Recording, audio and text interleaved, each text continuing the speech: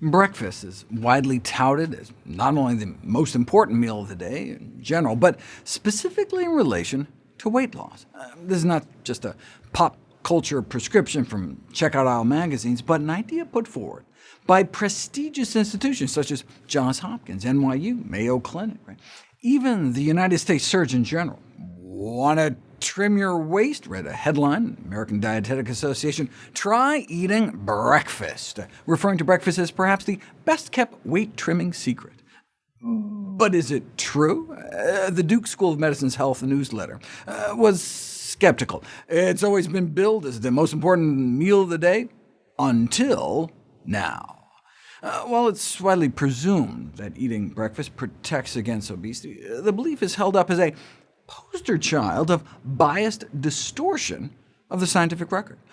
No one can argue that there isn't an association between body weight and breakfast. Studies have shown that obesity and breakfast skipping tend to go together beyond a shadow of a doubt. In fact, gratuitously so. By 1998, we already had what might be considered strong evidence of an association between breakfast skipping and obesity, but researchers continued to repeat such studies to the point of ridiculousness. This meta-analysis found that by 2011, the combined p-value had reached 10 to the negative 42. OK, what does that mean? Why is that ridiculous? In science, p-value refers to the chance of getting a result that extreme if, in fact, there really was no such effect. How small a chance is 10 to the negative 42? This is how small that number is. In other words, the probability that the association between obesity and breakfast skipping was just a fluke is less than the chances of winning the lottery not once, but 5 times in a row, and then subsequently getting struck and killed by lightning. OK, so the association between breakfast skipping and obesity is indeed beyond question. We know the association is true. People who skip breakfast are more likely to be overweight. That's beyond a shadow of a doubt. The question, though, is whether that ironclad relationship between breakfast skipping and obesity is actually cause and effect.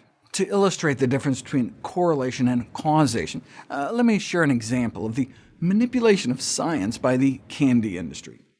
The National Confectioners Association had the gall to warn parents that restricting candy may make their children fat.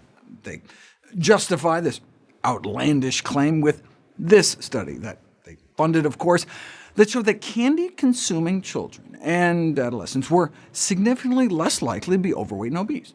The industry-funded researchers go on to imply that this exonerates candy, but what's more likely? That cutting down on candy led to obesity, or rather that obesity led to the cutting down on candy, right? In other words, the lower candy consumption may reflect the consequences of obesity, not the cause, right? As parents of obese children try to restrict treats. Similarly, the finding that those who skip breakfast tend to be heavier is equivalent to saying that those who are heavier tend to skip breakfast, right? It doesn't seem to be more likely that overweight individuals might just be skipping breakfast in an effort to eat less, rather than eating fewer meals somehow leading to weight gain. Now it's possible that skipping breakfast could slow your metabolism or cause you to overeat so much later in the day that you gain weight, but you can't know for sure until you put it to the test. Sometimes randomized controlled trials are infeasible, impossible, or unethical. I mean, to test to see if parachutes save lives, you can't exactly boot half the people off a plane without them, but you could easily randomize people to eat breakfast or not, and just see what happens. And it turns out eating breakfast does not seem to affect your metabolism rate or sufficiently suppress your appetite. Most studies, 95%, found that eating breakfast tends to lead to the same or greater caloric intake over the day.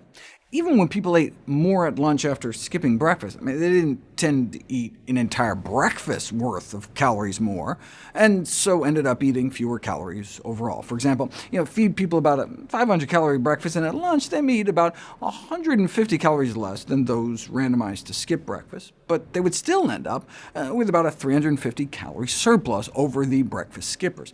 Does this then translate into weight gain over time?